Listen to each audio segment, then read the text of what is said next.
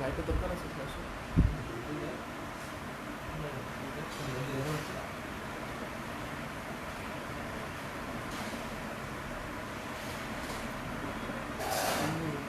এখন আলো কম কয়েকদিন পুরো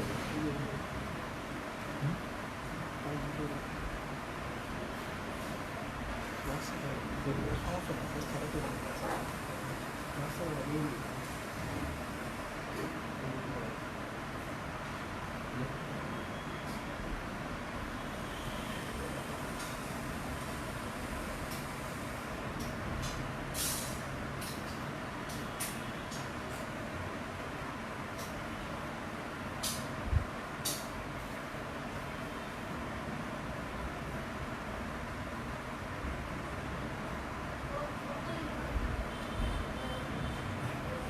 গুড মর্নিং টু এভরিবডি।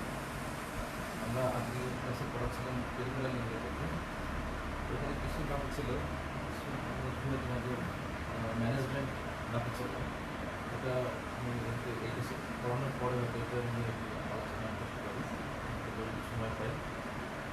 আজকে আমি তোমাদের যেটা পড়াবো সেটা হচ্ছে যে জিবিএস, নাম শুনছেন নিশ্চয়ই। জিবিএস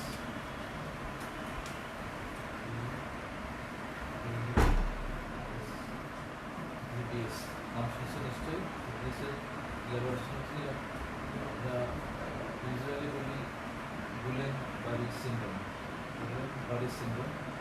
আর অ্যাকচুয়াল প্রোনাউন্সিয়েশনটা এরকম গিয়েন-বারি সিনড্রোম। আমাদের স্যাররা আমাদের এরকম শিখেছে যে প্রোনাউন্সিয়েশনটা গিয়েন-বারি সিনড্রোম। আমরা ইউজুয়ালি বলি গুলেন-বারি syndrome, GBS।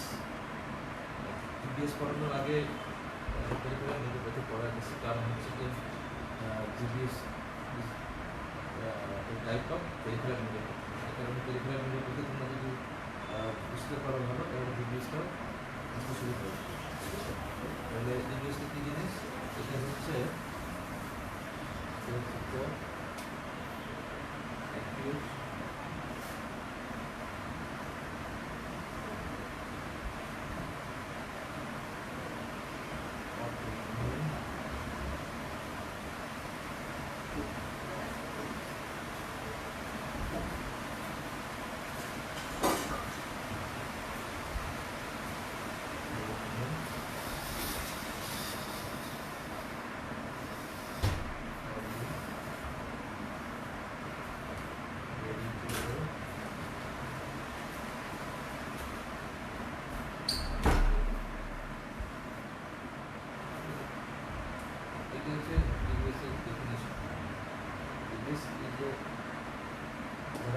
acute, usually fulminant, এবং this basic immunopathogens হচ্ছে autoimmune, polyradicular neuropathy, acute autoimmune fulminant polyradicular neuropathy। তাহলে এই মূল জিনিসটা হচ্ছে এইটা, মূল জিনিসটা হচ্ছে এইটা polyradicular neuropathy। polyradicular neuropathy means এক ধরনের পেরিফেরাল নিউরোপ্যাথি, তাই তো? পলিরেডিকুলার নিউরোপ্যাথি মানে পলি মানে অনেক, পলি মানে অনেক, রেডিকুল মানে নার্ভ রুটস, ঠিক আছে? রেডিকুল নার্ভ রুটস, আর নিউরোপ্যাথি মানে পেরিফেরাল নার্ভস। পলি রেডিকুলার নিউরোপ্যাথি, ঠিক আছে? তার মানে ইট ইজ, প্রথমেই তোমাদের দিকে বুঝতে হবে যে BS is nothing but peripheral neuropathy. এই জিনিসটা ক্লিয়ার করতে হবে। দুই নম্বর কিছু বুঝতে হবে, এটা কেমন টেম্পোরাল, এখানটা কেমন অ্যাকিউট ইনঅনসেট। আমরা বলছি মানে নিউরোপ্যাথি পড়ার সময় আমরা বলছিলাম যে according to duration, according to speed of onset আমরা ক্লাসিফাই করতে পারি। তার মধ্যে এইটা হচ্ছে one of the acute onset peripheral neuropathy, clear? আর এটা বেসিক মেকানিজম দিয়ে অটোইমিউন, এবং ইউজুয়ালি এটা ফালমিনেন্ট, ইউজুয়ালি ফালমিনেন্ট সিভিয়ার টাইপের পেরিফেরাল নিউরোপ্যাথি। তাহলে যদি এইটা আগে মূল জিনিসটা তুমি বুঝতে পারো যে GBS is nothing but acute peripheral neuropathy. Okay, বুঝতে পারলাম। এখন যদি এইটুকু বুঝতে পারো, তাহলে আমি আগেই তোমাদের বলে নিচ্ছি যে পেরিফেরাল নিউরোপ্যাথির ক্লিনিক্যাল ম্যানিফেস্টেশন কী হবে, পেশেন্ট কীভাবে প্রেজেন্ট করবো, তাই না, পেশেন্টের সিমটম কী, পেশেন্টের সাইন কী, আমরা আগেই বলে দিচ্ছি, তাই না। এখানে একটু আলাদা, কারণ আলাদাভাবে এটা বলতে হবে, কারণ এই জিপিএসটা ইজ কমন কিন্তু আমরা ওয়ার্ডে গেলে জিপিএস পাবো, জিনিসটি আলাদাভাবে বুঝতে হবে। মূল জিনিসটা হচ্ছে এটা। দেখো এখানে আমাদের পরে যেটা বলবো সেটা হলো এখানে ইউজুয়ালি এটা হতো antecedent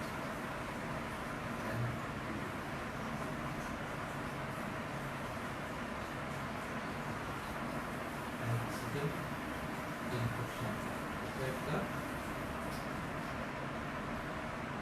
special differentiating point to diagnose GBS for diagnosis of GBS. পয়েন্টটা কি, অ্যান্টিসিডেন্ট ইনফেকশন। অ্যান্টিসিডেন্ট ইনফেকশন মানে কি, তোমার কাছে যখন পেশেন্ট প্রেজেন্ট করবে পেরিফেরাল নিউরোপ্যাথিক ফিচার নিয়ে, ফিচারগুলো কি আমি পরে ইলাবোরেট করবো। এই যখন প্রেজেন্ট করবে, প্রেজেন্ট করার আগে যদি হিস্ট্রি না সেক্ষেত্রে যে তখন অ্যাবাউট 70% পেশেন্টের বলবে যে ইনফেকশনের ইতিহাস, ইনফেকশনের ভূমিকা হয় রেসপিরেটরি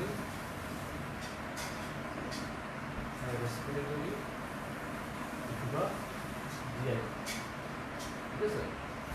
তাহলে জিবিএস এর পেশেন্ট যখন আমাদের কাছে প্রেজেন্ট করবে features of acute peripheral neuropathy নিয়ে, তখন আমরা যদি পেশেন্টের হিস্ট্রি নিই অ্যাবাউট 70% কেসে আমি একটা রেসপিরেটরি অথবা জিআইটি ইনফেকশন, এবং রেসপিরেটরি ইনফেকশনের ভিতরে জ্বর, কাশি, শ্বাসকষ্ট এগুলো, অথবা জিআইটি লুজ মোশন, ডায়রিয়া, ঠিক আছে, ডায়রিয়া বা ডিসেন্ট্রি টেস্ট পাবো। হ্যাঁ, এটা কখন পাবো, usually 1 to 3 weeks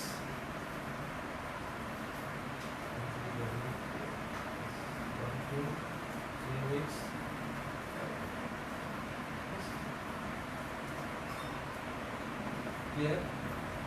peripheral neuropathy feature নিয়ে প্রেজেন্ট করার 1 থেকে 3 সপ্তাহ আগে, 1 থেকে 3 সপ্তাহ আগে অ্যাবাউট 70% পেশেন্টের ক্ষেত্রে, অ্যাবাউট 70% পেশেন্টের একটা প্রিসিডিং বা অ্যান্টিসিডেন্ট ইনফেকশনের ইতিহাস পাবে। ইনফেকশনটা কেমন, তুমি যদি জিজ্ঞেস করো যে আপনার 1 থেকে 3 সপ্তাহ আগে কি পাতলা পায়খানা ছিল কি না, রিসেন্টলি ছিল কি না, জ্বর, কাশি এগুলো ছিল কি, রেসপিরেটরি তো আছে পাবা 70% পেশেন্টের ক্ষেত্রে, ঠিক আছে। এখন এখানে সাধারণত কোন অর্গানাইজেশনগুলো কমনলি রেসপন্সিবল, তার মধ্যে হচ্ছে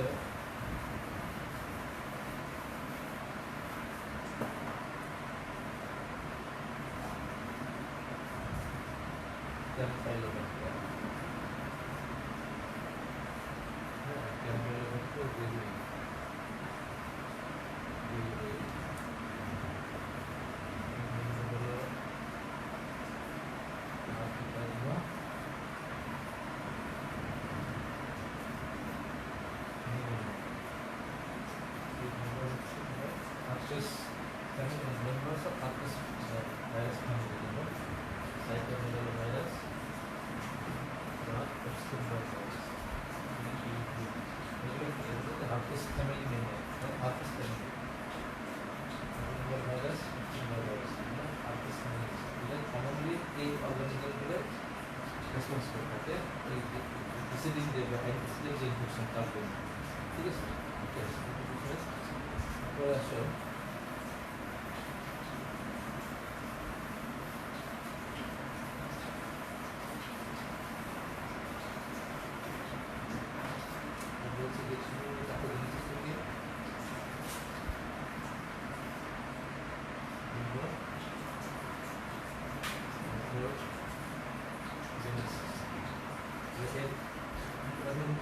আগে মনে করছি এটা হলো অটোইমিউন,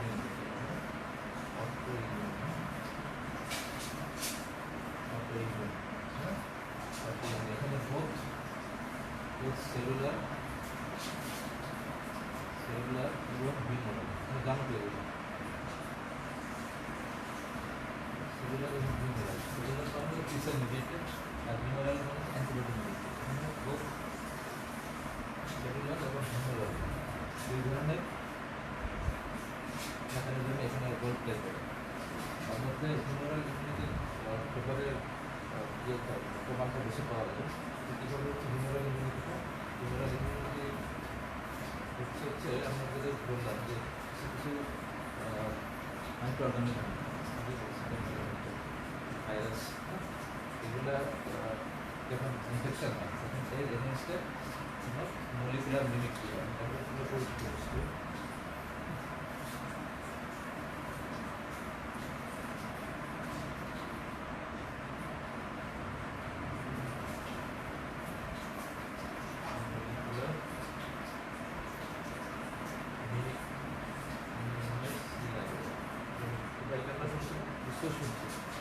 যখন ব্যাকটেরিয়াল বা ভাইরাল ইনফেকশন হবে তারপরে ব্যাকটেরিয়াল বা ভাইরাস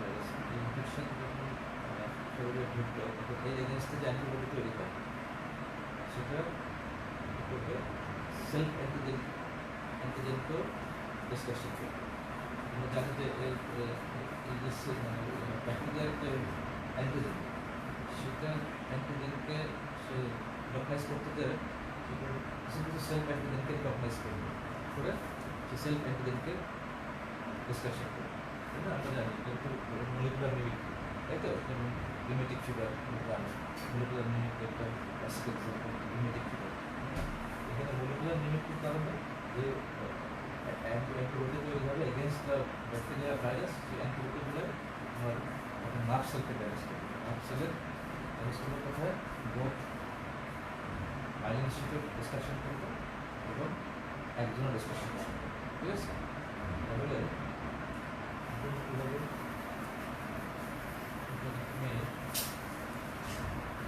বললাম যে মলিকুলার মিমিক্রির মাধ্যমে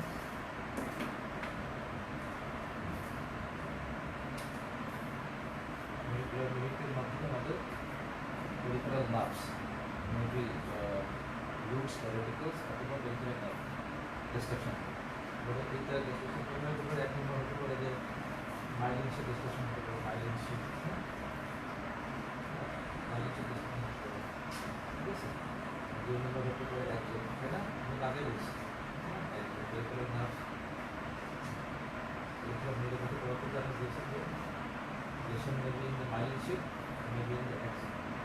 The site of destruction এর উপর ডিপেন্ড করে আমরা সাবটাইপ করতে পারি যেমন যদি মাইলিন শিট ডিস্ট্রাকশন হয় তাহলে আমরা যদি বলি এ আই এটা অল্প একটু দাম অল্প জাস্ট আপটা দেবো বেশি তারপর তোমার না এআইটি এআই নাম শুনছে AIT myelin destruction AI destruction imaginative polymerization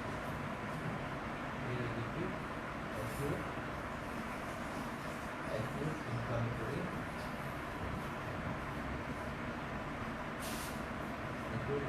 এখানে মূল কথা হচ্ছে এই ডিমাইলিনেশন কারণ এখানে আমি বলছি যে মাইলিন শিট ডিস্ট্রাকশন হচ্ছে মাইলিনেশন পদের রেডি করে দেবে এটা হচ্ছে যে এআইডিপি অ্যাকিউট আমি বলছি যে জিবিএস মানে হচ্ছে অ্যাকিউট কনসেপ্ট অ্যাকিউট ঠিক আছে ইনফ্লামেটরি যেহেতু সেটা অটোইমিউন ডিজিজ মানে ইনফ্লামেশন হবে তাই না অ্যাকিউট ইনফ্লামেটরি ডিমাইলিনেটিভ পলিমিউলেটিভ বা পলিমিউলেটিভ এটা একটা ভ্যারাইটি ঠিক আছে কিন্তু বলে যে variety subtype subtype variety type variety subtype variety এক নম্বরে হচ্ছে এআই ঠিক আছে আর এরপরে একজন ইনভলভমেন্ট একজনের ক্ষেত্রে হয় মানে একজনের কথার মধ্যে আছে একজনের কথার মধ্যে আছে তোমার ধরো যদি মোটর একজন হয় আর যদি মোটর শিলশিল দুটো একজনই হয় দুটো ভাগে ভাগ করতে পারে সেটা হবে এ এম ঠিক আছে এম এস এটা বেশি বলতে পারি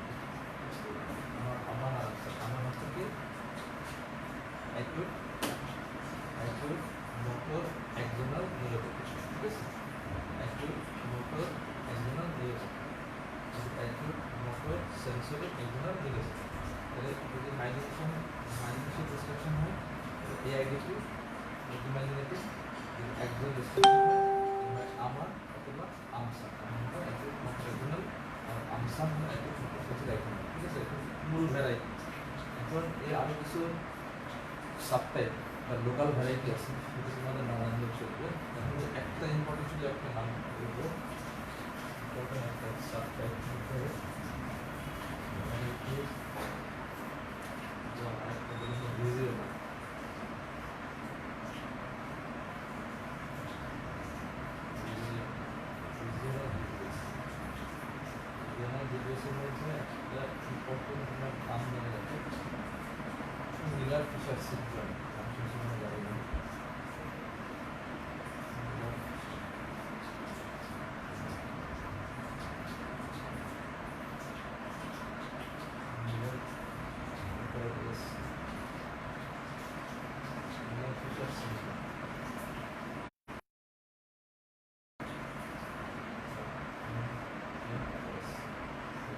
রিজিয়নাল ভ্যারাইটি, আমাদের জন্য ভ্যারাইটি আছে যেমন তাহলে এই পর্যন্ত আমরা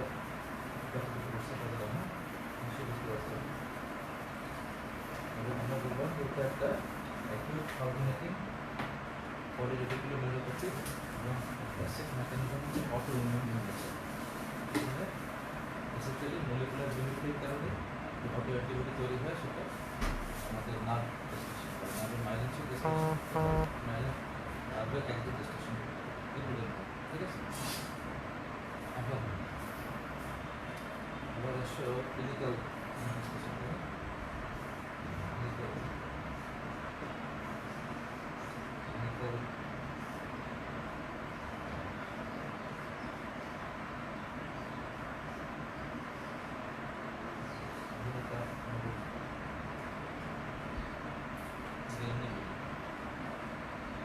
আমরা শুরুতে বলছি যেটা acute peripheral neuropathy. Peripheral neuropathy feature তোমরা জানো, peripheral neuropathy motor symptom, motor sign আছে, neuropathy sensory symptom, sensory sign আছে, পেরিফেরাল নিউরোপ্যাথি অটোনমিক ইনভলভমেন্ট হয়, বলছি না আগে বলছি। তো এখানে আমি যদি প্রথমে মোটরটা শুরু করি, মোটর উইকনেসের প্যাটার্নটা কেমন হবে?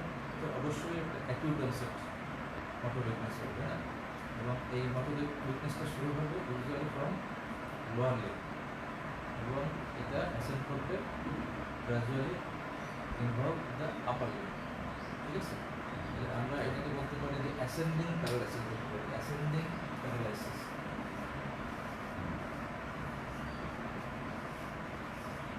Ascending paralysis. Paralysis. Yes. The motor weakness usually starts in the lower limb and gradually ascends to involve in the upper limb. এখানে থেকে গেলে তোমার লিম্ব, এখন এখানে শুধু লিম্বে এটা সম্ভবত থাকবে না, এটা আমরা আগে বলছিলাম যে peripheral nerves include spinal nerve and cranial nerves. এখানে ক্রেনিয়াল নার্ভ ইনভলভমেন্ট হবে। কেমন হবে ক্রেনিয়াল নার্ভ ইনভলভমেন্ট? সবথেকে কমন ক্রেনিয়াল ইনভলভমেন্ট হচ্ছে facial nerve, facial nerve paralysis বলে, ফেসিয়াল নার্ভ প্যারালাইসিস। তাহলে এখানে ফেসিয়াল নার্ভ প্যারালাইসিসটা কেমন হবে? ফেসিয়াল নার্ভ প্যারালাইসিসটা এখানে অবশ্যই লোয়ার মোটর নিউরন টাইপ, তাই তো? কারণ আমরা তো বলছি যে এটা পেরিফেরাল নিউরোপ্যাথি, মানে এটা ফেসিয়াল নার্ভ যদি নার্ভটা পেরিফেরাল নার্ভকেই ইনভলভ করবে, তার মানে ফেসিয়াল নিউরোপ্যাথিটা হচ্ছে মোটর টাইপ, অবশ্যই লোয়ার মোটর। এবং এখানে কেমন হবে ইনভলভমেন্টটা? একটা না দুইটা? এখানে ইউজুয়ালি বাইল্যাটারাল, ইউজুয়ালি বাইল্যাটারাল 50% ইজিএসের 50% পেশেন্টের ক্ষেত্রে তুমি বাইল্যাটারাল ফেসিয়াল উইকনেস পাবে, ঠিক আছে। খুব কমন, সমস্ত মানে 50% পেশেন্টের পাবে, ঠিক আছে। এটা ইম্পর্টেন্ট। বাইল্যাটারাল ফেসিয়াল প্যারালাইসিসের একটা ইম্পর্টেন্ট কারণ হলো জিবিএস, আরও একটা কারণ আছে জানা করতে, ঠিক আছে। তাহলে ক্রেনিয়াল নিউরোপ্যাথির মধ্যে পাবো হচ্ছে বাইল্যাটারাল ফেসিয়াল উইকনেস। আর কি পেতে পারো এরপরে কমন ক্রাইটেরিয়া গুলো পেতে হচ্ছে আমরা বালবার বালবার এরপরে কমন হচ্ছে বালবার বালবার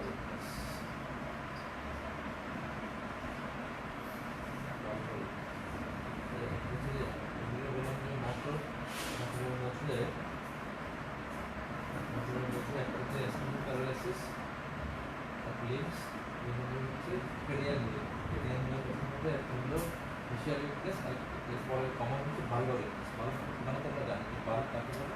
valve হচ্ছে brain medulla কাকে valve medulla brain stomach তিনটে অংশ তার মধ্যে একটি lower part medulla আর আরেকটা হচ্ছে valve এবং এই valve থেকে যে cranial nerve গুলো বের হয় কোনটা valve থেকে আমরা জানি valve থেকে বের হয় 9 10 11 12 valve মানে হচ্ছে তাই না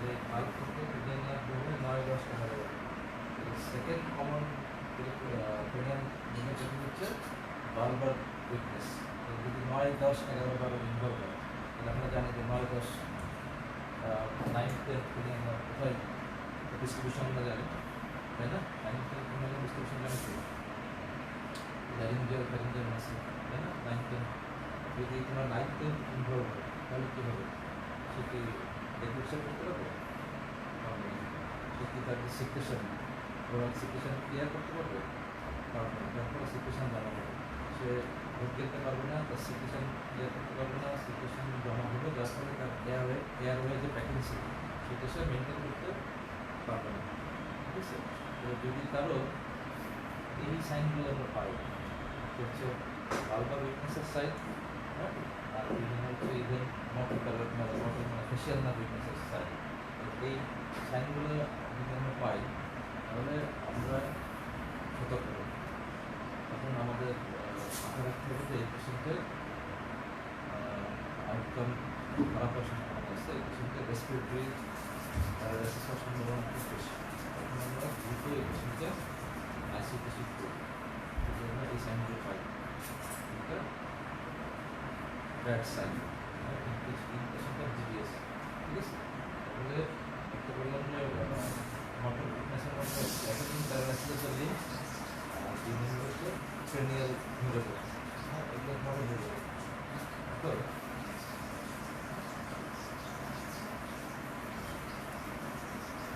এই মোটর নিউরোপ্যাথিটা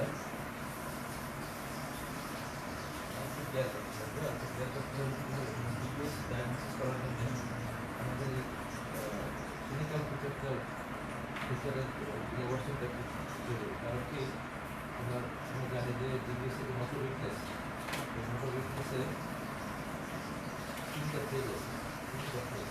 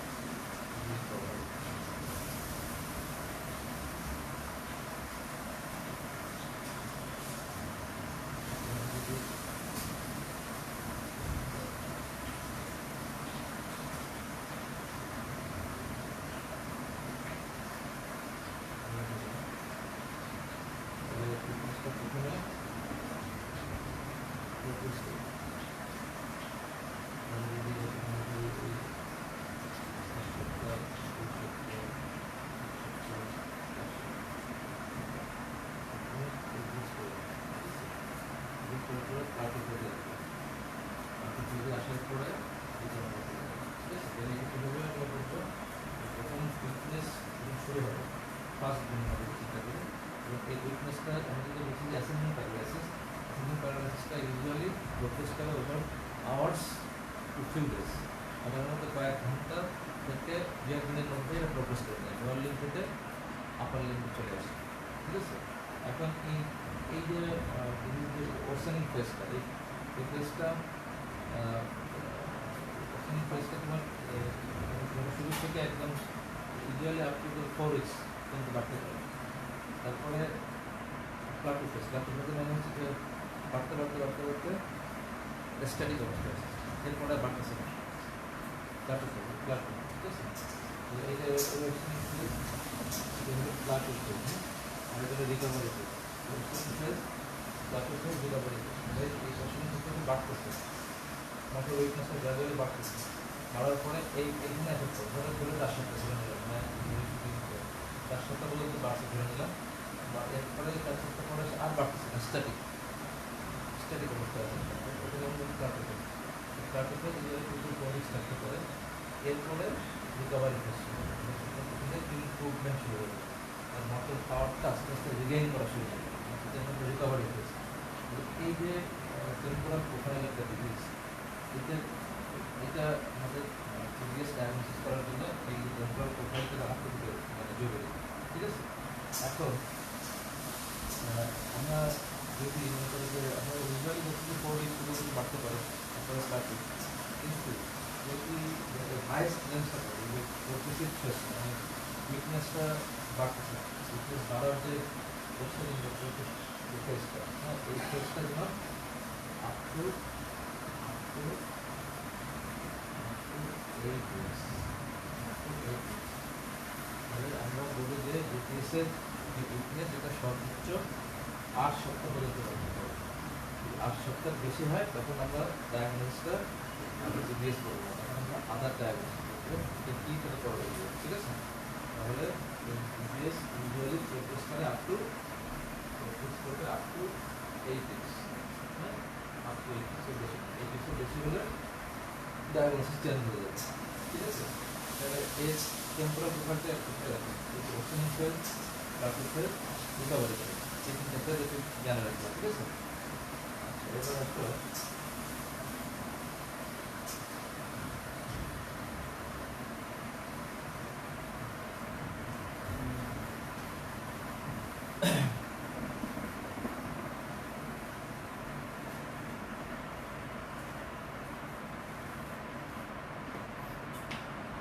আমরা বললাম মোটর ফিচার্স বা মোটর ক্লিনিক্যাল সায়েন্স সিম্পটম, এবার যেহেতু এটা পেরিফেরাল নিউরো, তাহলে এখানে সেন্সরি সিম্পটম থাকতেই পারে। ঠিক আছে, সেন্সরি সিম্পটম থাকতেই পারে,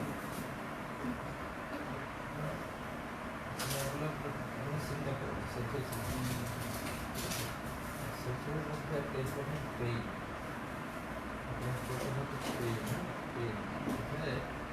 এখানে কোনটা আমাকে জানতে হবে, একটা জিবিএসের পেশেন্ট 50% পেশেন্টই ইনিশিয়াল কমপ্লেন থাকে, উইকনেস ডেভেলপ করার আগে কমপ্লেন করতে পারে যে pain in the neck, pain in the back, pain in the whole spine, pain in the shoulder, neck, back, spine, হ্যাঁ,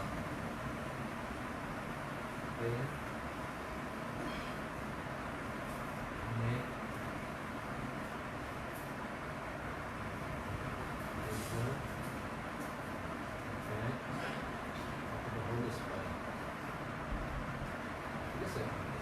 এই পেন থাকতে পারে, এবং 50% পেশেন্টকে এই জিজ্ঞেস করে হয়তো না বলতে পারে, অথবা আরেকটা প্রবলেম কখন হবে, মনে করো পেশেন্ট আমার কাছে শুরুতে আসছে ব্যথা নিয়ে, এখন ব্যথা শুরু হওয়ার 1-2 ঘন্টার মধ্যে চলে আসছে, তখন উইকনেস ডেভেলপ করবে, তখন তো তুমি বুঝতে পারবে না যে আসলে জিজ্ঞেস কখন চলে যাচ্ছে, তাই না? এখন এরকম শুরুতে বা যখন তোমার কাছে উইকনেস নিয়ে আসছে, তখন তুমি ইতিহাস না বা ইভেন তখনও বলতে পারবে পেশেন্ট আমার ব্যথা, হ্যাঁ, হাড়ে ব্যথা, শোল্ডার ব্যথা, হ্যাঁ, নেক ব্যথা, তারপর মাথায় ব্যথা, হ্যাঁ, স্পাইনে ব্যথা, এটা বলতে পারবে। এটা একটা পেন। আরেকটা পেন হলো কিন্তু পেরিফেরাল নিউরোপ্যাথি কিন্তু সেন্সরি নিউরন ইনভলভ হয়, এখানে সেন্সরি নার্ভসের মধ্যে এখানে মূলত আমি তোমাদের বলছিলাম খেয়াল আছে কিনা, ছোটো করে বলছিলাম অবশ্য, দুই ধরনের ফাইবার আছে, একটা হচ্ছে লার্জ ফাইবার, একটা স্মল ফাইবার, হ্যাঁ, মানে না থাকলে অসুবিধা নেই।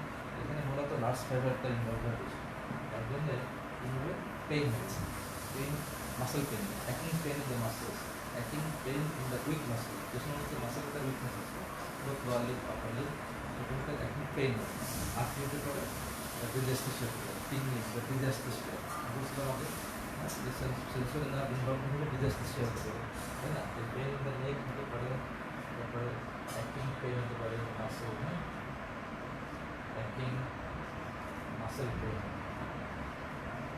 মাসেল পেইন হতে পারে তারপরে হতে পারে ডিজাস্টেশন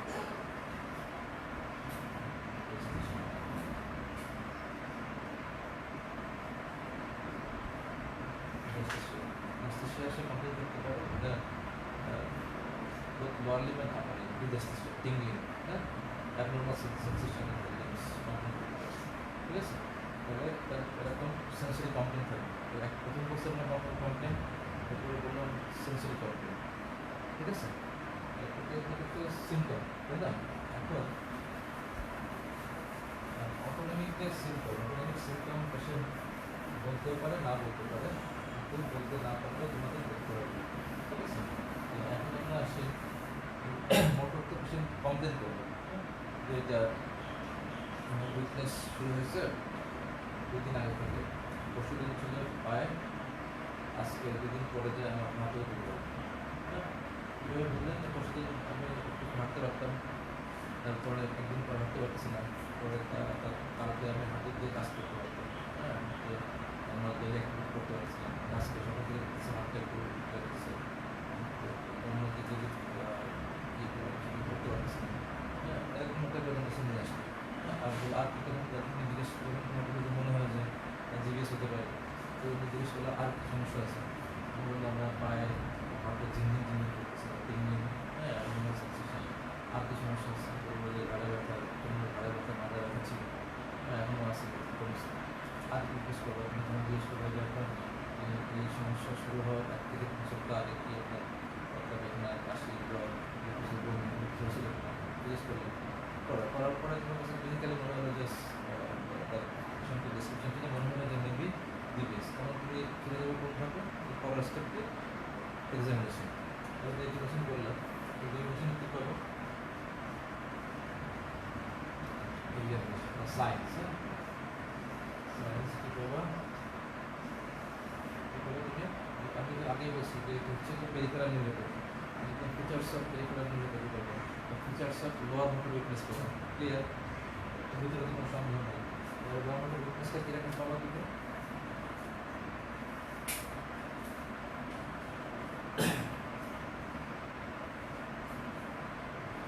হচ্ছে হলো বাইল্যাটারাল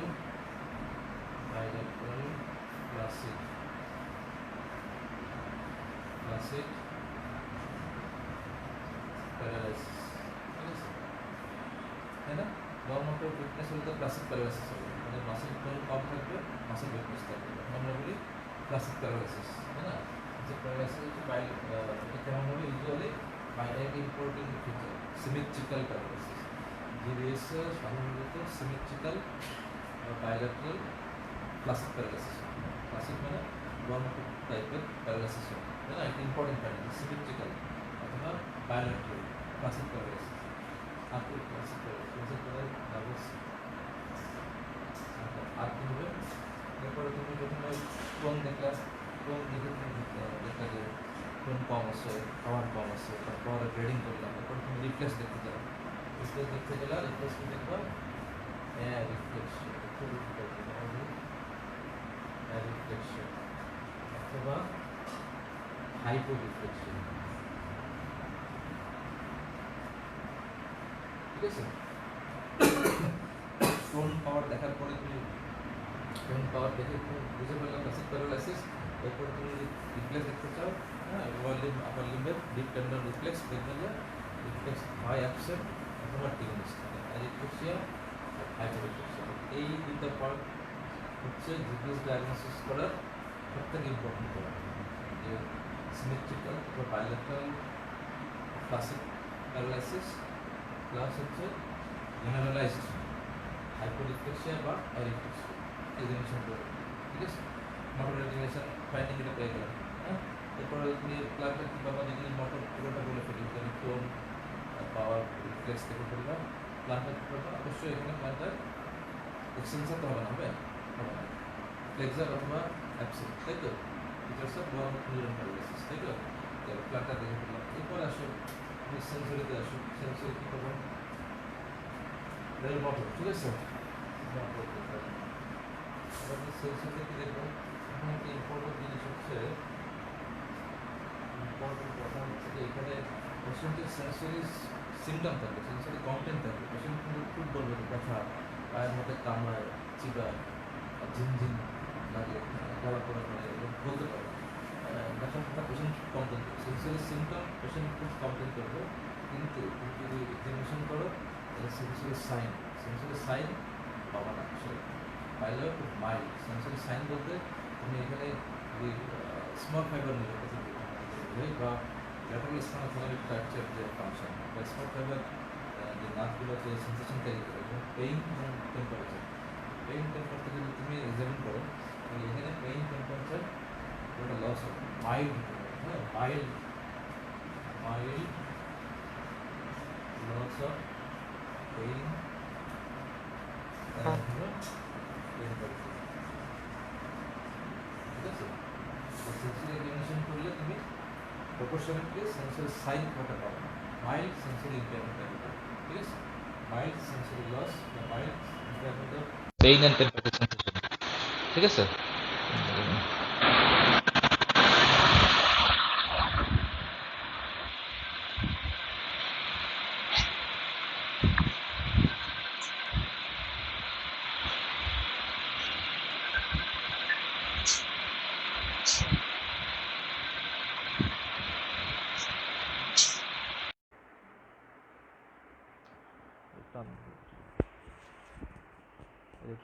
টান এটা দাও, এটা তুমি সরো।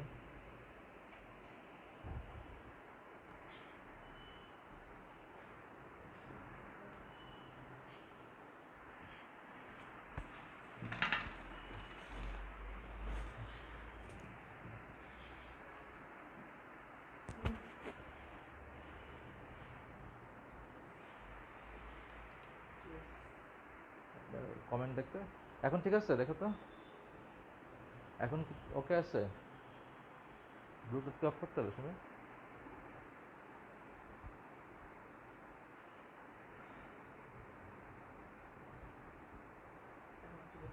এখন ঠিক আছে, দেখো তো সাউন্ড ঠিক আছে, এখন সাউন্ড শোনা যাচ্ছে,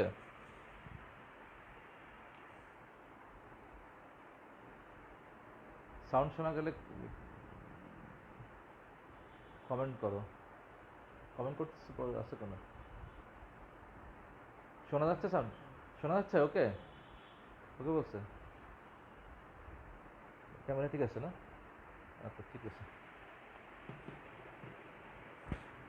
ঠিক আছে। তোমরা কতক্ষণ শুনতে পাচ্ছিলে না দেখি, দেখো তো কখন মানে লাস্ট কত মানে কখন শুনতে পারছো বলো দেখি, একটু কমেন্ট লেখো, আমি শুনবো।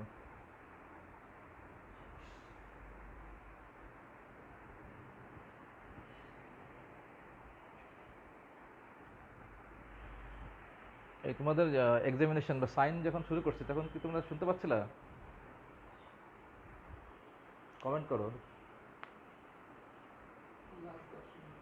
10 মিনিট বা 10 মিনিট তো মেলা সময়, মুশকিল হয়ে গেল। আচ্ছা আচ্ছা ঠিক আছে, অসুবিধা নেই, আমি বলে দিচ্ছি। ওই তোমাদের মানে ক্লিনিক্যাল ফিচার যখন আলোচনা করছিলাম তখন কি মানে তখন থেকে শুনতে পাচ্ছ না, মানে যখন পেশেন্টের কমপ্লেন বলা শুরু করছিলাম তখন থেকে শুনতে পাচ্ছ না এরকম, দেখো তো কমেন্টটা দেখো, ক্লিনিক্যাল ফিচারের শুরু থেকে শুনতে পারছিলা,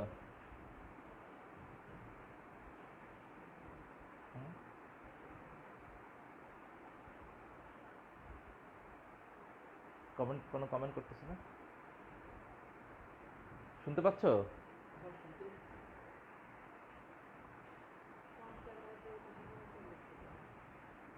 এখন শুনতে পাচ্ছ,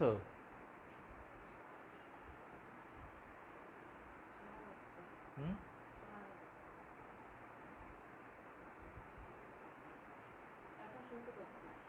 বলছে,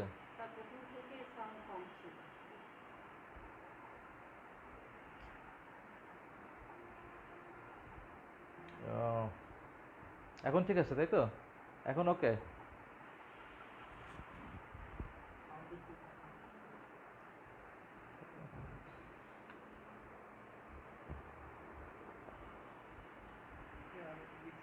হুম, শুনতে পাচ্ছি তো স্যার। আচ্ছা,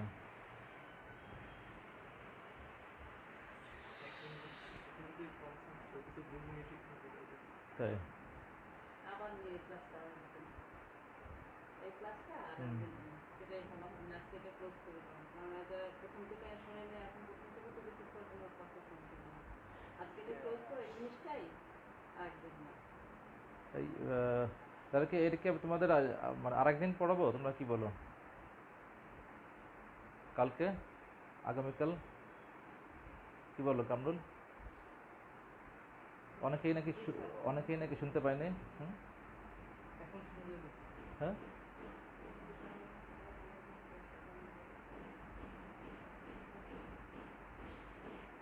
আমি কি কন্টিনিউ করবো, কি বলো?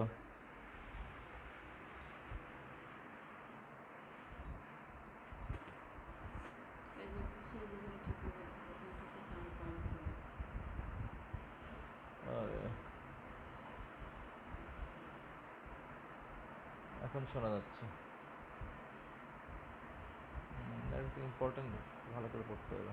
তুমি আগামীকাল জন্য আবার হুম, যেহেতু চ্যাপ্টারটা ইম্পর্টেন্ট বলে হুম। যে তোমাদের আগামীকাল আবার এটা নেই আজকে এটা থাক ক্লোজ থাক জিনিসটাই তাহলে হ্যাঁ, আমার মনে হয় তাহলে আজকে থাকুক। আজকে তোমরা যেহেতু আবার কে করে দিচ্ছ, প্রথম শোনা যায়নি একদম। আচ্ছা ঠিক আছে, তাহলে মনে হয় যেহেতু অনেকেই লেখছে যে শোনে নাই, প্রথম থেকে নাকি শুনতে পারে নাই। শোনায়নি একদম যেহেতু তাহলে আমার মনে হয় যেহেতু এটা ইম্পর্টেন্ট, এটা আমি তোমাদের আরেকদিন, কালকে নিই কামগুলোর সাথে কথা বলে আমি টাইম সেট করে আজ নেবো না। শেষ করে দেয় হ্যাঁ, এরপর ক্লাস নেই ওর পর ক্লাস না, তাহলে আজকে আজকে করে দেবো। আচ্ছা তাহলে আমার অসুবিধা নেই, আমি তাহলে করে শেষ করে দিচ্ছি। ঠিক আছে, ঠিক আছে, তাহলে দেখি। আর প্রথম থেকে শুনতে না পারলে তো ঝামেলা হলো রে। এখন তারপর আমি তোমাদের ইয়ের থেকে শুরু করি, যে ক্লিনিক্যাল ফিচার থেকে শুরু করি। ক্লিনিক্যাল ফিচার্স আমরা আমরা পড়াচ্ছিলাম যে জিবিএস, জিবিএস পড়াচ্ছিলাম। এইটা আমরা বলছি অলরেডি যে একটা একটা acute peripheral neuropathy, acute onset peripheral neuropathy. হ্যাঁ, শুরুতে আমি বলছি যে এটা হচ্ছে মেকানিজমটা হচ্ছে অটো ইমিউন মেকানিজম, এবং অটো ইমিউন মেকানিজমের কারণে এটা মলিকুলার মিমিক্রি হয়। তোমরা জানো যে আমি আগে তোমাদের বলছি, অনেকেই নাকি শুরু থেকে শুনতে পারিনি, তোদের শুরু থেকে বলতে গেলে তো মুশকিল। আমি এটা বলছি যে সাধারণত জিবিএস এর পেশেন্টের ক্লিনিক্যাল যে ফিচার, সাইন সিমটম বা উইকনেস, ক্লিনিক্যাল মোটর উইকনেস বা সেন্সরি সিমটম, এগুলো ডেভেলপ করার 1 থেকে 3 সপ্তাহ আগে সাধারণত একটা অ্যান্টিসিডেন্ট ইনফেকশন থাকে। ইনফেকশনটা ইউজুয়ালি তোমার জিআইটি অথবা রেসপিরেটরি ট্র্যাক্ট, এবং ইনফেকশনটা হচ্ছে যে তোমার common organism Campylobacter jejuni, mycoplasma pneumoniae, আর হচ্ছে হার্পেস ভাইরাস ফ্যামিলি, যেমন সাইটোমেগালো ভাইরাস, এপস্টেইন-বায়ার ভাইরাস। তাহলে যেহেতু পেশেন্ট প্রেজেন্ট করবে হচ্ছে পেরিফেরাল নিউরোপ্যাথি ফিচার নিয়ে, তাই তো? তা এখন আমি প্রেজেন্টেশন দিয়ে শুরু করি। প্রেজেন্টেশনটা হচ্ছে, যদি যেহেতু এটা মানে peripheral neuropathy means there will be involvement of motor nerve, motor, sensory এবং autonomic, involvement of both motor, sensory, autonomic. তাহলে এখানে একটা জিনিস ইম্পর্টেন্ট, একটু আগে তোমাদের দেখাইছিলাম যে এখানে মোটর উইকনেসের প্যাটার্নটা কেমন হবে, এটা বুঝতে পারছো কিনা জানি না। এটা একটু বুঝতে হবে। এখানে মোটর উইকনেসের প্যাটার্নটা হবে যে পেশেন্ট প্রেজেন্ট করবে সাডেন উইকনেস, এবং এখানে মোটর উইকনেসটা হবে অ্যাসেন্ডিং টাইপের। হ্যাঁ, তোমাদের বলছিলাম তো মনে হয় না? আমি এখানে আরেকটু বলি, কারণ এটা ইম্পর্টেন্ট, যেহেতু ক্লাস নেই তাহলে আমি এটা শেষ করি। তোমাদের আগে দেখাইছিলাম, বুঝতে পারছো কিনা জানি না। এখানে মোটর উইকনেসের তিনটা ফেজ থাকে। একটা হচ্ছে একটা হচ্ছে তোমার যদি ডিউরেশন হয় উইকস এরকম ধরো। একটা হচ্ছে যে ওরসেনিং ফেজ। ওরসেনিং ফেজে হচ্ছে পেশেন্টের সিমটম আস্তে আস্তে বাড়বে বাড়বে, হ্যাঁ, বাড়লো। ওরসেনিং ফেজের পরে হচ্ছে প্লাটু ফেজ, এরপরে রিকভারি ফেজ, ঠিক আছে? তাহলে তিনটে ফেজ হতে পারে, একটা হচ্ছে ওরসেনিং ফেজ বা প্রোগ্রেসিভ ফেজ, যেটা হচ্ছে তোমার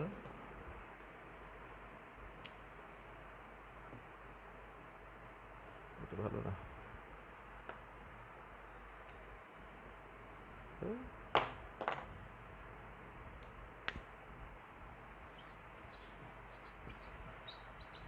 একটা হচ্ছে ওরসেনিং ফেজ, হ্যাঁ, আর 2 নম্বর হচ্ছে প্লাটু ফেজ, না প্লাটু ফেজ। পেন একটা দিয়ে ভালো কাজ করতেছে না, সরি দাঁড়া, সরি।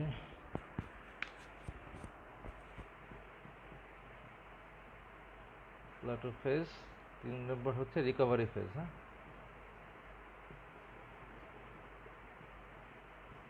রিকভারি ফেজ, হ্যাঁ, এই তিনটে ফেজ আছে। এর যে মোটর উইকনেস তার তিনটে ফেজ আছে। একটা হচ্ছে ওরসেনিং ফেজ, মানে শুরু থেকে আস্তে আস্তে ধীরে ধীরে তোমার উইকনেসটা প্রোগ্রেস করতে থাকবে, এবং এই উইকনেসটার প্যাটার্ন কেমন হবে, অ্যাসেন্ডিং টাইপের প্যারালাইসিস হবে।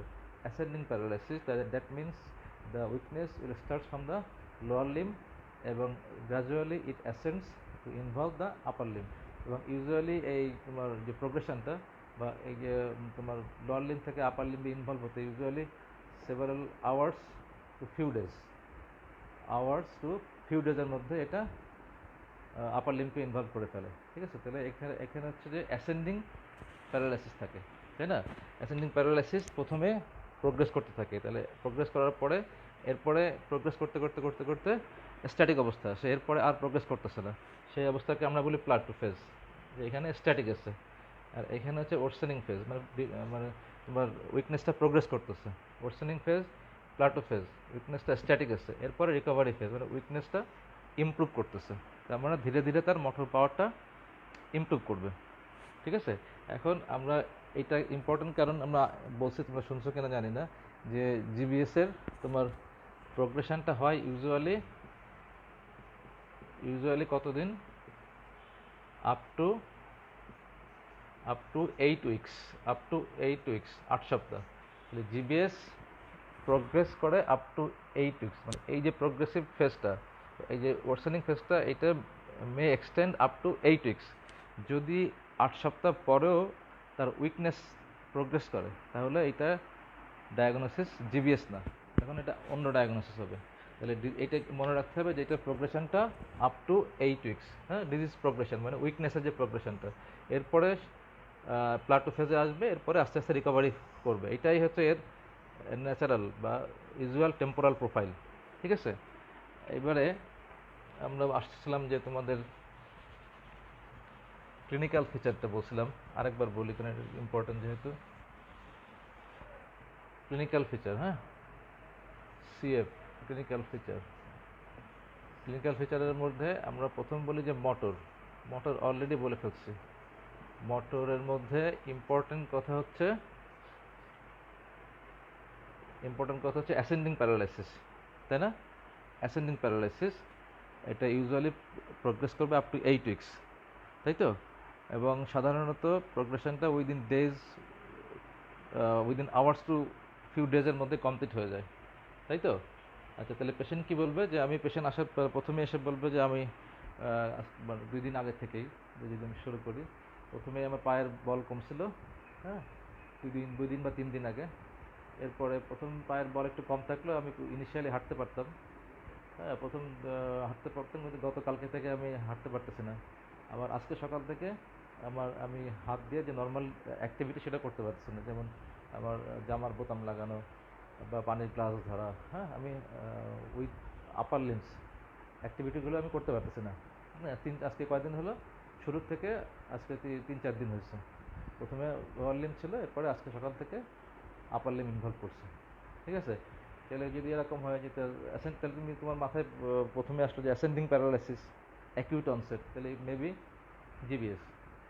তখন তুমি কি করবা, তখন তার আমি আগে বলছি যে ইতিহাস নেবা, যে আমরা যেহেতু একটা অ্যান্টিসিডেন্ট ইভেন্ট থাকে, একটা অ্যান্টিসিডেন্ট ইনফেকশন, তাহলে তার ইতিহাস কি নিতে হবে, যে তার ছিল কিনা, মানে তার 1 থেকে 3 সপ্তাহ আগে। আমি বলছিলাম যে 1 থেকে 3 সপ্তাহ আগে, হ্যাঁ, একটা অ্যান্টিসিডেন্ট ইনফেকশন থাকে 70% পেশেন্টের, ইউজুয়ালি অ্যাবাউট 70% পেশেন্টের 1 থেকে 3 সপ্তাহ 1 থেকে 3 সপ্তাহ আগে কি থাকে, একটা রেসপিরেটরি অথবা জিআইটি, রেসপিরেটরি অথবা জিআইটি একটা ইনফেকশন, তাহলে তুমি পেশেন্ট আসার পরে তখন তুমি ইতিহাস নেবা যে তার 1 থেকে 3 সপ্তাহ আগে তার এরকম কোনো ইনফেকশন ছিল কিনা, জ্বর, কাশি, পাতলা পায়খানা, বমি এগুলো ছিল কিনা। তাহলে এইগুলা তোমার থাকতেও পারে, না থাকতে পারে, কারণ কি ইউজুয়ালি 70% পেশেন্টে থাকে, বাকি 30% নাও থাকতে পারে। তাহলে তুমি ইতিহাস নিলা, ঠিক আছে।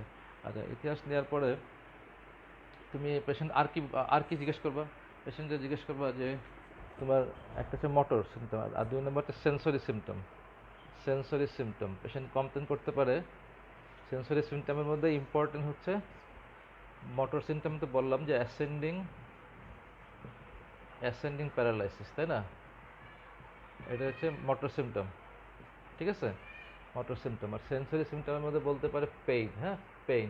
সেন্সরি সিমটমের মধ্যে বলবে পেইন। এখন এই পেইনটা কেমন হবে, এই জিবিএস এর পেশেন্টের about 50% patient may complaints of pain involving the neck, the shoulder, back or whole spine, ঠিক আছে। তাহলে পেইন হতে পারে এই সব জায়গাতে, তাই না। একটা হচ্ছে নেক হতে পারে, নেক, শোল্ডার, ব্যাক অথবা হোল স্পাইন, ঠিক আছে। তাহলে পেশেন্টের এটা খুব কমন, 50% পেশেন্টেরই পেইন থাকে। ইউজুয়ালি পেইনটা থাকে প্রিসিডিং, মানে উইকনেস ডেভেলপ করার সাধারণত আগেই থাকে, অ্যাসোসিয়েটেড থাকতে পারে, ঠিক আছে। তাহলে তুমি ইতিহাস বা হিস্ট্রি জিজ্ঞেস করবে যে আপনার পেইন আছে কিনা, পেইন বলবে সে ঘাড়ে, শোল্ডার, ব্যাক বা হোল স্পাইনে। আর কি কোথায় পেইন হতে পারে, যেহেতু আমরা বলছি যে এটা পেরিফেরাল নিউরোপ্যাথি, তাহলে যদি সেন্সরি ইনভলভমেন্ট হবে, সেন্সরি ইনভলভমেন্ট হলে there may also be pain in the weakened muscle, হ্যাঁ, মানে যে মাসেলগুলো উইক, লোয়ার লিম্ব বা আপার লিম্বের উইক মাসেলগুলোতে সে পেইন ফিল করতে পারে। পেইনটা কেমন হবে, অ্যাকিং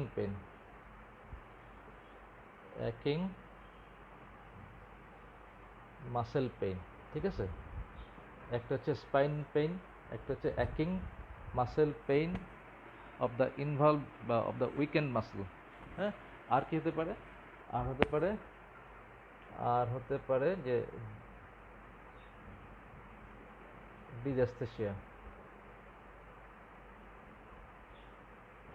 ডিজাস্থেসিয়া বা অ্যাবনর্মাল সেন্সেশন, যেমন টিংলিং, হ্যাঁ, abnormal sensation in both lower limb and upper limb. তাহলে সেন্সরি সিমটম এরকম থাকতে পারে, একটা পেইন থাকতে পারে স্পাইনে, অ্যাকিং মাসেল পেইন থাকতে পারে, আর হচ্ছে টিংলিং বা dysaesthesia, abnormal sensation involving hands and feet, involving both lower and upper limbs, এগুলো নিয়ে পেশেন্ট প্রেজেন্ট করতে পারে। তাহলে একটা হচ্ছে পেশেন্টের প্রেজেন্টেশন, নাম্বার 1 হলো মোটর প্রেজেন্টেশন হচ্ছে ascending paralysis, number 2 sensory presentation, pain কী ফর্ম হতে পারে বললাম।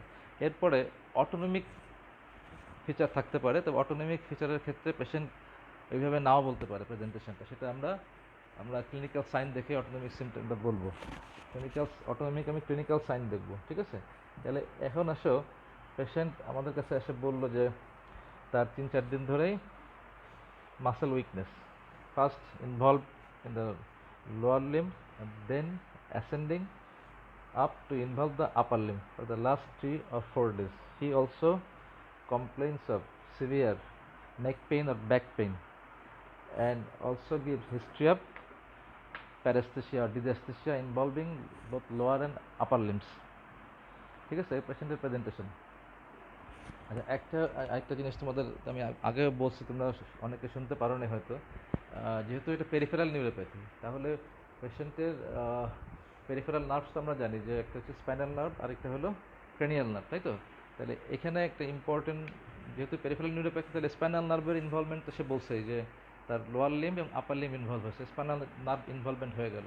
এখন এখানে তোমার GBS may also involve cranial nerves, ঠিক আছে, GBS may also involve cranial nerves, হ্যাঁ, ক্রেনিয়াল নার্ভস। এখন ক্রেনিয়াল নার্ভসের মধ্যে মোস্ট কমন ক্রেনিয়াল নিউরোপ্যাথি হচ্ছে bilateral facial weakness, bilateral facial weakness. Bilateral facial weakness এটা থাকবে আপ টু 50% পেশেন্টের। 50% পেশেন্টের bilateral facial nerve paralysis থাকবে। bilateral lower motor neuron type facial nerve paralysis। এটা তো অবশ্যই lower motor, কারণ যেহেতু peripheral neuropathy, তার মানে এটা lower motor neuron type weakness of both facial nerve, হ্যাঁ, both facial nerve, bilateral facial nerve weakness থাকবে 50% পেশেন্ট, মোস্ট কমন। এরপরে ক্রেনিয়াল নিউরোপ্যাথি কোনটা কমন? এরপরে হচ্ছে বালবার উইকনেস। বালবার উইকনেস, হ্যাঁ। আমরা জানি বাল্ব বলতে কি বোঝাই। বাল্ব মানে হচ্ছে আমরা মেডুলাকে বলি আমরা বাল্ব, তাই না? ব্রেন স্টেমের যে মেডুলা, হ্যাঁ, মেডুলা অবলাঙ্গাটা, ব্রেন স্টেমের যে নিচের অংশ, মেডুলাকে আমরা বলি বাল্ব। তাহলে বালবার উইকনেস মানে হচ্ছে এই বাল্ব থেকে বা মেডুলা থেকে যে ক্রেনিয়াল নার্ভগুলো বের হচ্ছে, যেমন 9, 10, 11, 12। এই 9, 10, 11, 12 ক্রেনিয়াল নার্ভে যদি লোয়ার মোটর টাইপের উইকনেস হয়, তখন আমরা তাকে বলি বালবার উইকনেস। তাহলে জিবিএস এর মোস্ট কমন ক্রেনিয়াল নিউরোপ্যাথি হচ্ছে ফেসিয়াল উইকনেস, বাইলেটারাল, আর মেবি ইউনিল্যাটারাল। 20% পেশেন্টের হতে পারে ইউনিল্যাটারাল, 50% পেশেন্টের হয় bilateral cranial bilateral facial weakness, আর 20% পেশেন্টের ইউনিল্যাটারাল ফেসিয়াল উইকনেস হতে পারে। আর সেকেন্ড কমন হচ্ছে বালবার উইকনেস, যেমন 9, 10, 11, 12। ঠিক আছে, 9, 10, 11, 12। 9, 10 যদি হয়, আমরা জানি যে 9, 10 ইনারভেশন হচ্ছে ল্যারিঞ্জিয়াল এবং ফ্যারিঞ্জিয়াল মাসেল। যদি 9, 10 নিউরোপ্যাথি হয় বা বালবার উইকনেস হয়, তাহলে কী হবে?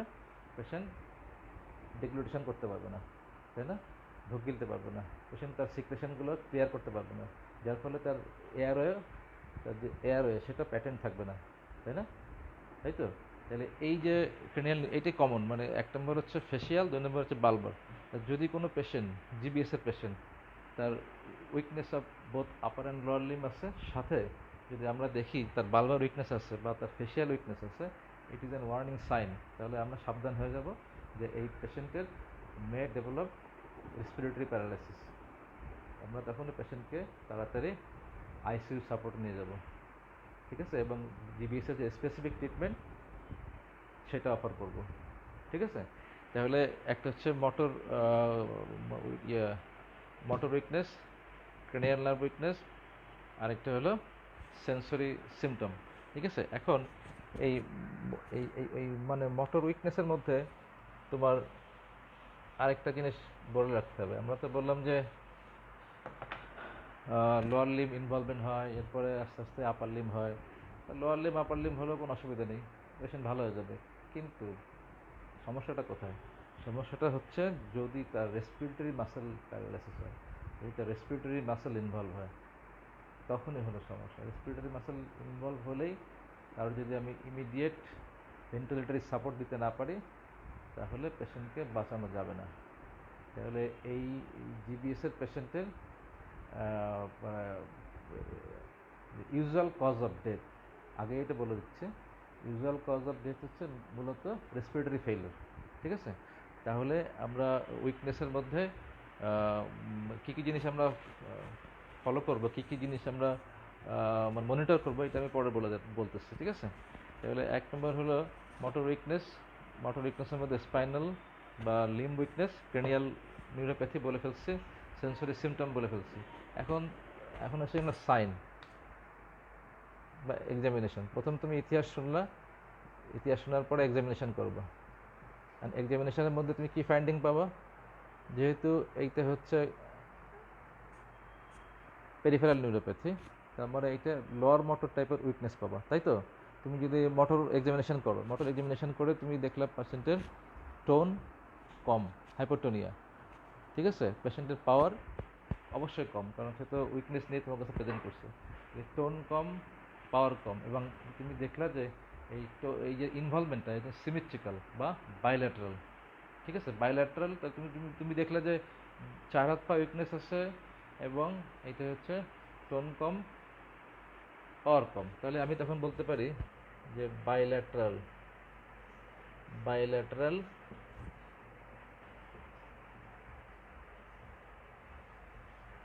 ফ্লাসিড প্যারালাইসিস, পারি তো? বাইল্যাটারাল ফ্লাসিড প্যারালাইসিস বা সিমেট্রিক্যাল ফ্লাসিড প্যারালাইসিস বলতে পারি। ঠিক আছে, তাহলে 1 নম্বর ক্লিনিক্যাল সাইন তুমি এইটা পাবা। এরপরে যদি তুমি রিফ্লেক্স দেখো, ডিপ টেন্ডন রিফ্লেক্স, তাহলে কি হবে? ডিপ টেন্ডন রিফ্লেক্স যেহেতু এটা lower motor weakness, peripheral neuropathy মানে লোয়ার মোটর উইকনেস, তাহলে ডিপ টেন্ডন রিফ্লেক্স কেমন হবে? অ্যারিফ্লেক্সিয়া বা হাইপোরিফ্লেক্সিয়া। ঠিক আছে, তাহলে প্রথম ফাইন্ডিং পেলা বাইলেটারাল ফ্লাসিড প্যারালাইসিস, 2 নম্বর ফাইন্ডিং পেলা জেনারেলাইজড অ্যারিফ্লেক্সিয়া বা হাইপোরিফ্লেক্সিয়া, মানে জেনারেলাইজ তার ডিপ টেন্ডন রিফ্লেক্সগুলো হয় অ্যাবসেন্ট থাকবে নাহলে ডিমিনিশ থাকবে। ঠিক আছে, আর কি পাবা? প্লান্টার হয় ফ্লেক্সার নাহলে অ্যাবসেন্ট, তাই তো পাইলা। এরপরে এটা হচ্ছে মোটর ফাইন্ডিং, মোটর সাইন। এরপরে তুমি যদি সেন্সরি এক্সামিনেশন করো, সেন্সরি যদি তুমি এক্সামিনেশন করো, তাহলে সেন্সরি সাইন কি খুব একটা পাবা? সেন্সরি সাইন খুব বেশি পাওয়া যাবে না। মাইল্ড সেন্সরি লস পাবা, মাইল্ড পেইন অ্যান্ড টেম্পারেচার। পেশেন্টের কিন্তু এখানে একটা জিনিস ইম্পর্টেন্ট, যে পেশেন্টের সেন্সরি সিমটম থাকবে খুব প্রচুর, কিন্তু সেই তুলনায় in comparison to sensory symptom sensory sign কিন্তু থাকবে না। তুমি যদি পেইন এবং টেম্পারেচার সেন্সেশন যদি এক্সামিন করো, তাহলে দেখবা যে এখানে mild loss of pain temperature sensation mild. ঠিক আছে, কিন্তু সাইন কিন্তু খুব বেশি। পেশেন্ট খুব ব্যথার কথা খুব বলবে, তার পেশেন্ট ব্যথার কমপ্লেনটা খুব প্রমিনেন্ট থাকে, কিন্তু সেন্সরি সাইন থাকে না। ঠিক আছে, তা খুব মাইল্ড থাকে। হ্যাঁ, আচ্ছা, এবার আসো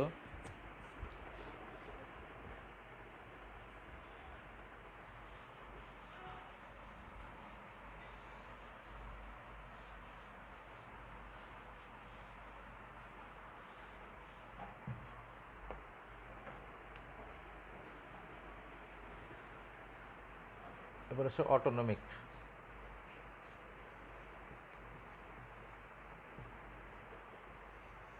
আমরা তোমাদের বলছিলাম যে অটোনমিক নিউরোপ্যাথির একটা কমন কারণ হচ্ছে জিবিএস, বলছিলাম আগে। অটোনমিক নিউরোপ্যাথির কমন কারণ জিবিএস, ডায়াবেটিস মেলাইটাস, এগুলো, তাই না? তাহলে এখানে যদি অটোনমিক তার ইনভলভমেন্ট আছে কিনা, এইটা আমাদের খুব মানে ক্লোজলি মনিটর করতে হবে। কারণ কি, অটোনমিক ইনভলভমেন্টটা এখানে মূলত মানে কার্ডিওভাস্কুলার সিস্টেমে যে অটোনমিক যে সাপ্লাইটা আছে সেখানে ইনভলভমেন্ট হবে। যেমন তার মধ্যে একটা কমন হচ্ছে এটা অ্যারিথমিয়া হতে পারে, অ্যারিথমিয়া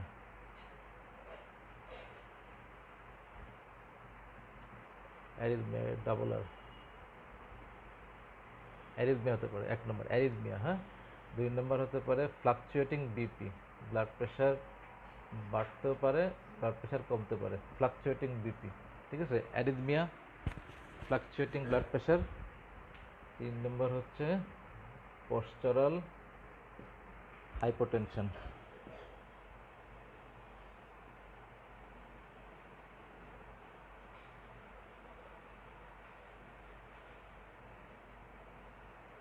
পোস্টারাল হাইপোটেনশন। ঠিক আছে, তাহলে এই অটোনমিক কোনো ফিচার আছে কিনা পেশেন্টের, এটা খুব ক্লোজলি দেখতে হবে। তাহলে কি দেখতে হবে? যেহেতু আমরা বলছি যে ব্লাড প্রেশার ফ্লাকচুয়েট করতে পারে, তাহলে রেগুলার বিপি মনিটরিং করতে হবে, ব্লাড প্রেশার মনিটরিং, যে ব্লাড প্রেশার খুব বেশি বাড়তেছে কিনা, ব্লাড প্রেশার খুব বেশি কমতেছে কিনা, এই একটা।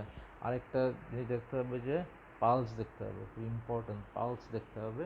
পালসের রেট এবং রিদম দুটোই দেখতে হবে, কারণ এখানে অ্যারিথমিয়া হতে পারে। এবং এইটা কেন দেখব?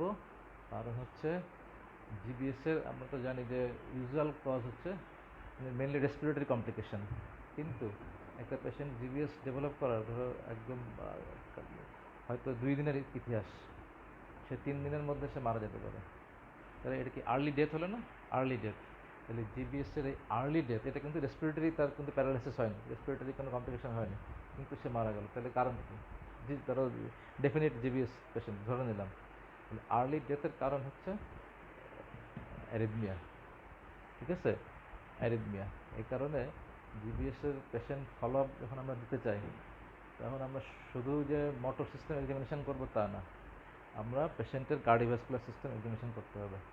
হ্যাঁ, আমরা পেশেন্টের পালসের রেট রিদম, ব্লাড প্রেশার দেখতে হবে এটা। আর এই এই সুযোগে বলে দিই আরেকটা ফলো আপ ইম্পর্টেন্ট কি, কারণ আমরা তো নজর দিই কোনগুলো যেগুলো খারাপ লক্ষণ, যেমন জিবিএস এর খারাপ লক্ষণ একটা হচ্ছে যে রেসপিরেটরি মাসল যদি প্যারালাইসিস হয়, রেসপিরেটরি উইকনেস, তাই না?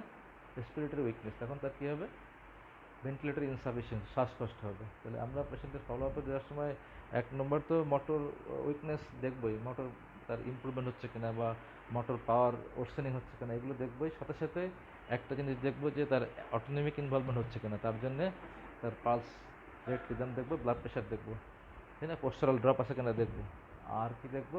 মেইন যে cause of death respiratory paralysis, তার ভাইটাল ক্যাপাসিটি দেখার চেষ্টা করবো। ভাইটাল ক্যাপাসিটি আমরা দেখার চেষ্টা করবো। তার আমরা কি দেখবো? যে ক্লিনিক্যালি তার শুনবো যে তার শ্বাসকষ্ট আছে কিনা, আমরা তার ক্লিনিক্যালি সাইন দেখবো যে শ্বাসকষ্ট হচ্ছে কিনা, তার রেসপিরেটরি রেট দেখবো, ঠিক আছে? রেসপিরেটরি রেট দেখবো, ভাইটাল ক্যাপাসিটি দেখার আমরা ম্যানুয়ালি, যেমন আমরা অনেক সময় বলি যে আপনি 1 থেকে 30 পর্যন্ত একটা না একদমে গুনতে পারে কিনা।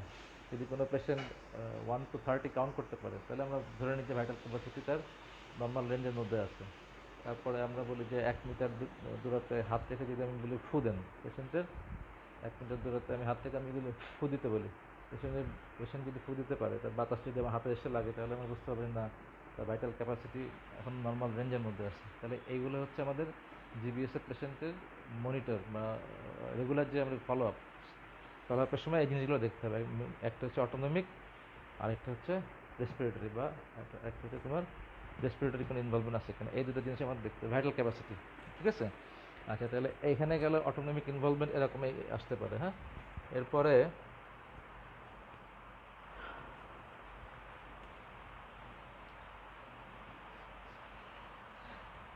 এই রিলেটেড আরেকটা ইম্পর্টেন্ট একটা তোমার ক্লিনিক্যাল সিমটম বা সাইন, সেটা হচ্ছে স্পিংটারিক বা ব্লাডার ইনভলভমেন্ট। হ্যাঁ,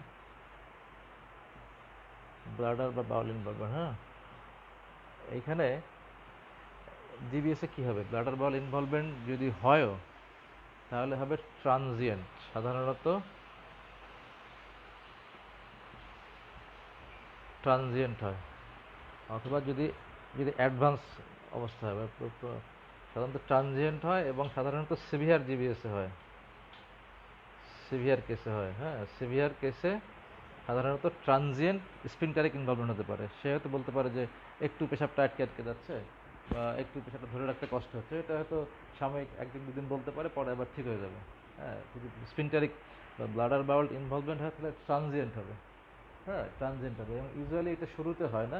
ইউজুয়ালি ডিজিজ প্রোগ্রেস যখন করে যাবে, প্রোগ্রেস করার পরে সিভিয়ার কেস বা প্রোগ্রেস হওয়ার পরে সাধারণত এটা হতে পারে, ইউজুয়ালি ট্রানজিয়েন্ট। প্রমিনেন্ট মানে sphincteric involvement is not a prominent feature of GBS, এটা জেনে রাখলাম। এটা পরে আসবে, যখন আমি ডিফারেন্সিয়াল ডায়াগনোসিস বলবো তখন এই জিনিসটা আসবে। আমাদের কোনো কোনো অসুবিধা হচ্ছে না তো? আমি তো কমেন্ট দেখতে পারতেছি না, কমেন্ট তো তোমার ক্যামেরা এই পাশে। কন্টিনিউ করলে অসুবিধা হচ্ছে না তো? কন্টিনিউ করবো, শেষ করে দেবো, আরও 15-20 মিনিট লাগবে। হ্যালো, শুনতে পাচ্ছ?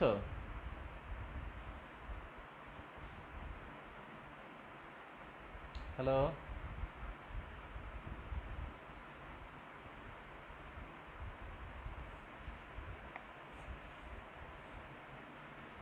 হ্যালো, কন্টিনিউ করবো?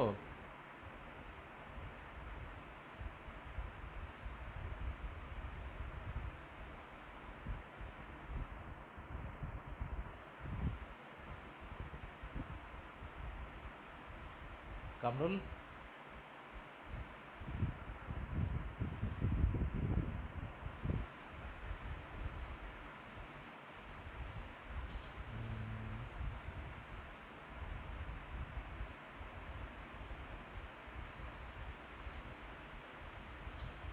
কন্টিনিউ করবো? কামরুল কি বলো? আমার প্রবলেম নেই, আমি শেষ শেষ করে দিতে পারি। এখানে আরও 15-20 মিনিট লাগবে, তোমরা বললে আমি শেষ করে দেবো।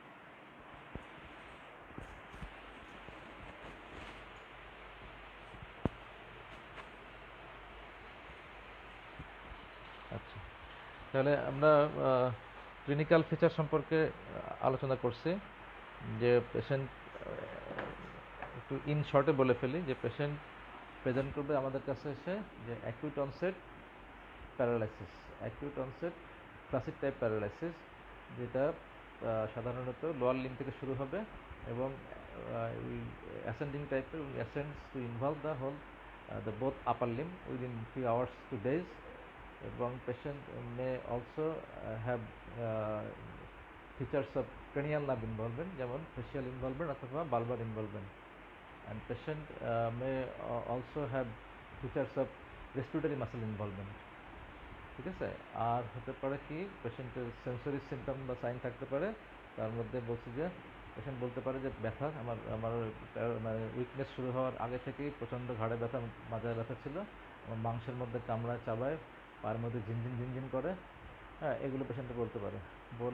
আর তুমি তখন পেশেন্টের ইতিহাস নিবা, যেহেতু অ্যাকিউট অনসেট প্যারালাইসিস, তুমি জিবিএস চিন্তা করে পেশেন্টের অ্যান্টিসিডেন্ট যে ইনফেকশন ছিল কিনা 1 থেকে 3 সপ্তাহ আগে সেটার ইতিহাস নিলা, নিয়ে দেখলা যে হ্যাঁ ঠিক আছে তার একটা ইনফেকশন 10-15 দিন আগে একটা পাতলা পায়খানা বা কাশির একটা ইতিহাস ছিল, জ্বর কাশি, ঠিক আছে, তাহলে আরও মিলে গেল। মিলে যাওয়ার পরে তুমি এক্সামিনেশন করে লোয়ার মোটর ফাইন্ডিংস পেয়ে গেলা, হ্যাঁ লোয়ার মোটর টাইপের উইকনেস, মাসেল মোটর উইকনেস পাইলা, সেন্সরি মাইল্ড ইনভলভমেন্ট পাইলা, কোনো ব্লাডার বা স্ফিংটারিক ইনভলভমেন্ট তুমি পেলে না, ঠিক আছে।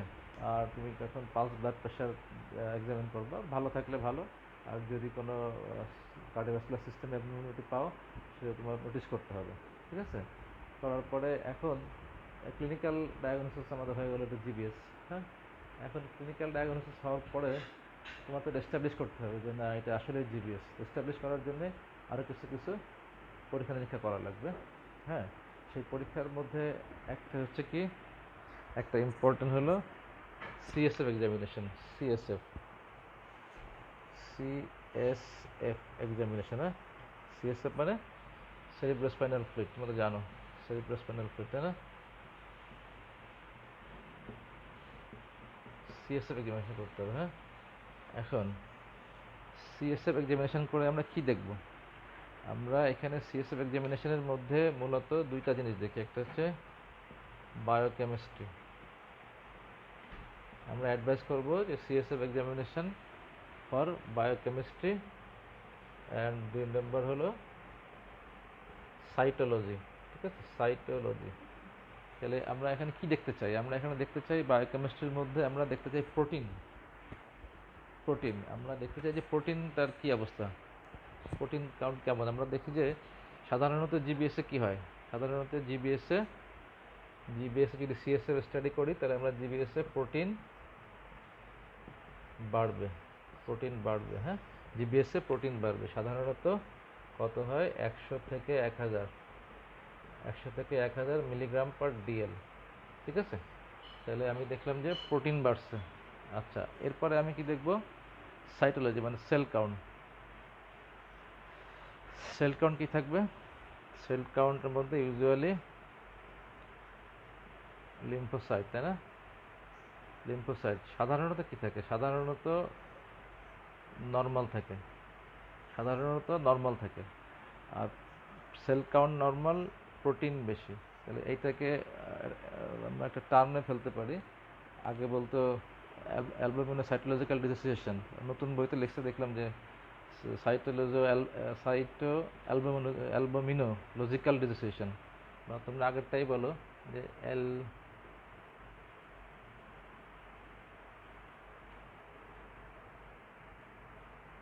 অ্যালবুমিনো সাইটোলজিক্যাল ডিসোসিয়েশন, এটা ইম্পর্টেন্ট কথা। এই যে আমরা এই কেন ডিসোসিয়েশন বলতেছি, অ্যালবুমিনো সাইটোলজিক্যাল ডিসোসিয়েশন, এটা কেন বলতেছি? কারণ হচ্ছে সাধারণত আমরা জানি যে যদি কোনো ইনফেক্টিভ কোনো প্রসিডিওর, ইনফেক্টিভ কোনো লেশন হয়, হ্যাঁ, ধরুন তোমার পেরিফেরাল নার্ভে অথবা স্পাইনাল কর্ডে, হ্যাঁ, সেখানে কী হয় সাধারণত সিএসএফ এক্সামিনেশন করলে প্রোটিন কাউন্টও বাড়ে, প্রোটিনও বাড়ে, আবার সেল কাউন্টও বাড়ে। এটা হচ্ছে নর্মাল অ্যাসোসিয়েশন, যে কোনো ইনফেক্টিভ বা ইনফেক্টিভ অথবা ইনফ্লামেটরি কন্ডিশন যদি হয়, হ্যাঁ, যেমন যদি তোমার অ্যাকিউট মাইলাইটিস, ট্রান্সভার্স মাইলাইটিস বা যে কোনো ধরনের স্পাইনাল কর্ডে অ্যাকিউট যদি মাইলাইটিস হয় বা মাইলোপ্যাথি হয়, সেক্ষেত্রে তোমার প্রোটিনও বাড়বে, সেল কাউন্টও বাড়বে। আবার যদি লিউকেমিয়া বা লিম্ফোমা এইগুলা থেকে যদি তোমার ইনফিল্ট্রেশন হয় to the to the nerve roots অথবা নার্ভস, তাহলে এই ইনফিল্ট্রেশনের কারণেও তোমার যদি সিএসএফ এক্সামিনেশন করো তাহলে সেল কাউন্ট বাড়বে, প্রোটিনও বাড়বে। যদি এইচআইভি ইনফেকশন হয়, সেল কাউন্ট বাড়বে, প্রোটিনও বাড়বে। হ্যাঁ, কিন্তু এইখানে ব্যতিক্রম, এখানে আমরা দেখব প্রোটিন বাড়ছে কিন্তু সেল কাউন্ট ইউজুয়ালি নর্মাল থাকে, সেল কাউন্ট ইউজুয়ালি নর্মাল থাকে। তবে তবে একেবারে যে নর্মাল থাকবে তা না। ইদানিং যেটা কিছু কিছু ইয়েতে বলে, নতুন বইতে যেটা বলতেছে যে সেল কাউন্ট, তোমার সেল কাউন্ট, আমরা জানি যে সিএসএফে যদি সেল কাউন্ট বাড়ে সেই তখন আমরা ওটা কি বলি, তখন ওই কন্ডিশন নাম হলো প্লিওসাইটোসিস, তাই না? প্লিওসাইটোসিস, সিএসএফ এর সেল কাউন্ট বাড়া মানে প্লিওসাইটোসিস। যদি লিম্ফোসাইট বাড়ে, লিম্ফোসাইটিক প্লিওসাইটোসিস, তাই তো? আচ্ছা, তাহলে আমরা এটা জানি যে এখানে প্রোটিন বাড়বে, সেল কাউন্ট ইউজুয়ালি নর্মাল থাকবে, কিন্তু এখানে ট্রানজিয়েন্টলি সেল কাউন্ট বাড়তে পারে। এখানে তোমার ট্রানজিয়েন্টলি মানে সেল কাউন্ট বাড়তে পারে মেবি আপ টু 100 হতে পারে, 10 to 100 বা মাইক্রোলিটার বা কিউবিক মিলিমিটার যাই বলো। সেল কাউন্ট ট্রানজিয়েন্টলি মানে ধরো তুমি এই 7 দিনের মাথায় করলা বা 5 দিনের মাথায় করলা, সেল কাউন্ট বেশি। এবার তুমি যদি 15 দিন পরে করো তাহলে তখন দেখবা যে সেল কাউন্ট আর বেশি নেই, নর্মাল হয়ে গেছে।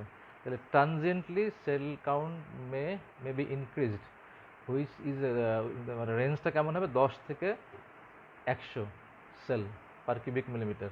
তাহলে ট্রানজিয়েন্টলি বাড়বে, কিন্তু এটা যদি পারসিস্টেন্টলি যদি বাড়ে, মানে আজকে করলাম 7 দিনের মাথা বেশি এবং 15 দিন পরে করলাম তাও বেশি, তাহলে এটা জিবিএস ডায়াগনোসিসটা ডাউটফুল।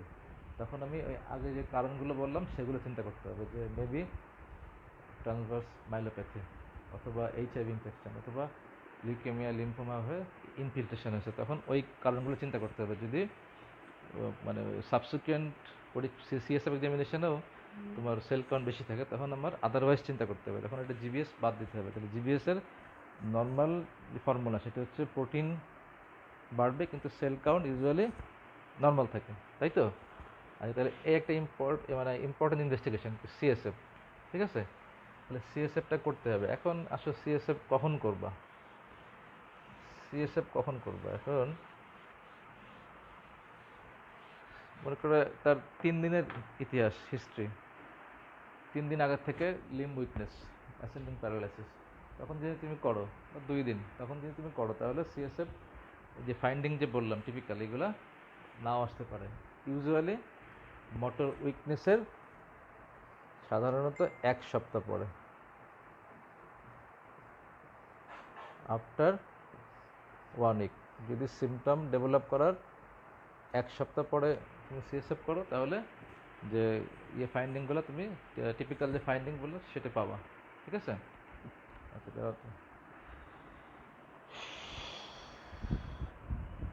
আচ্ছা, অনেকে বলতেছে আজকে থাক। আচ্ছা, ঠিক আছে, তাহলে আজকে আসলে থাকুক।